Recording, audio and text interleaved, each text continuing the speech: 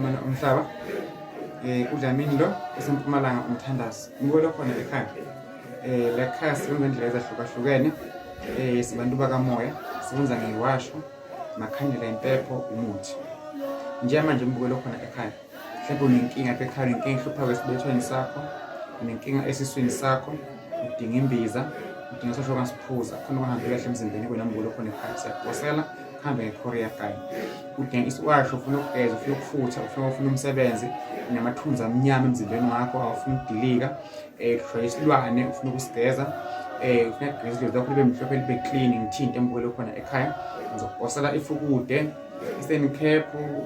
Town Mthatha Johannesburg Soweto Limpopo whatever around South Africa khona ngibukele okhona ekhaya noma overseas uyakhona ukuthola inombolo yami sixhumane nawe sikhulume sibone ukuthi izinto ngithola kanjani ngiyasiza nje futhi ngibukele khona ekhaya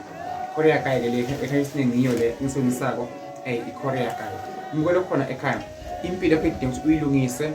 udinga uyiclean uphema pimples ebusweni ube nogazi uthandwe ngabantu ngoba uNkulunkulu wakudala wakubeka ube nenhlanhla ube umuntu ophumelayo afika bathakathi izifa mona zakubhekisela phansi inimbukele khona ekhaya impilo yakho so ungavuma impilo yakho ibhekiseleke phansi imbukele khona ekhaya akusimineke ngedwa osebenza ngesintu baningi abantu besintu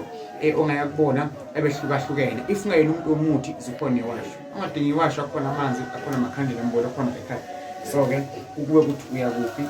ufuna kwenzakala ini futhi ufuna sizeka kanjani umbukele khona ekhaya mina ngangithinta nje ngisempumalanga ngidinga ukuhlola futhi online siyahlola mbukele khona ekhaya nge-video call ka-WhatsApp kunemali yakhona yokuhlola mbukele khona ekhaya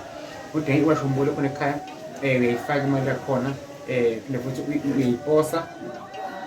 imali yakhona ihamba nge-Card Bank noma nge-Absa mbukele okhona ekhaya inkosi ngibusise inkosi nikhansele uDlamini esempumalanga uthikile ngithanda nonke inkosi ibe nani God bless you whatever